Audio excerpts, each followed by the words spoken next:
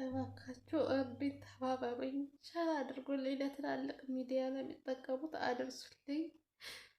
ሰላም ውድ ቤተሰቦቼ እንዴት ናችሁ? እኔ ጋር እግዚአብሔር ይመስገን። ዛሬ እዚህ ጋር በምስሉ ላይ የምታዋት እህታችን እርዳታችሁን እፈልጋለሁ፣ እርዱኝ፣ አግዙኝ፣ እንደዚሁም ደግሞ በዱባይ በኤምሬት የምትገኙ ይበልጥ እርዳታችሁን እፈልጋለሁ እያለች ነው። እስኪ አንዴ ቪዲዮዋን ሰምተነው እንምጣ። እባካችሁ እርዱኝ፣ ተባበሩኝ፣ ሸር አድርጉልኝ፣ ለትላልቅ ሚዲያ ለሚጠቀሙት አድርሱልኝ።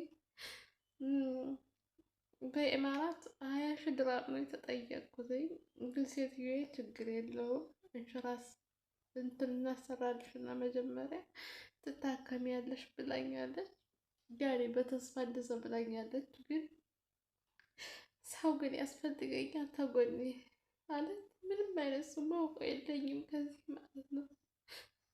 እና እርዱኝ፣ ሸር አድርጉልኝ በእውነት ለሐሙስ ነው ደግሞ የቀጠሩኝ። ግን እስከ 1 ወር ችግር የለውም ብለውኛል። ሰው ታገኘው ግን በፍጥነት ሰርጀሪውን እሰራለሁ ማለት ነው። እና እርዱኝ፣ ኢንሹራንስ አላገኘን ኢትዮጵያ እንልክሽና ትታከዛ ታከሚ ትንሽ ሊቀንስ ይችላል ብሩ ብላኛል።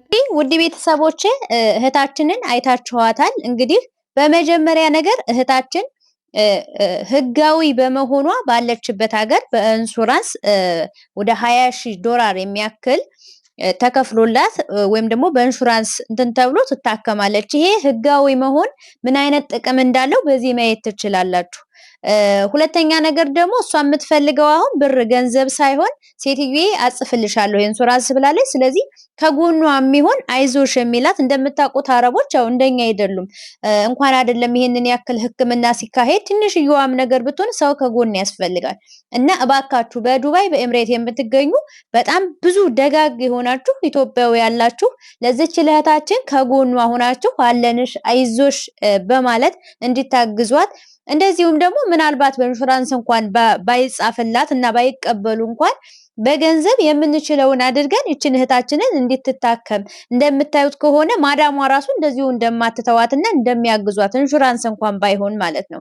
ስለዚህ ይችን እህታችንን ሼር አድርጋችሁ አለንሽ ከጎንሽ ነን እንድትሏት በተለይ ዱባዮች ኤምሬቶች በትህትና ጠይቃለሁኝ። እህታችን ደግሞ ታክማ ድኛለሁ ብላ እንደምትመጣ ተስፋ አደርጋለሁኝ። ውድ ቤተሰቦቼ ለዛሬ ይሄን ነው ይዤላችሁ የመጣሁት። ሰብስክራይብ፣ ላይክ፣ ሼር እያደረጋችሁ እንዲሁም ደግሞ ለእህታችን ጸሎት ዱአ አድርጉላት። መልካም ጊዜ። በሌላ ጊዜ እስከምን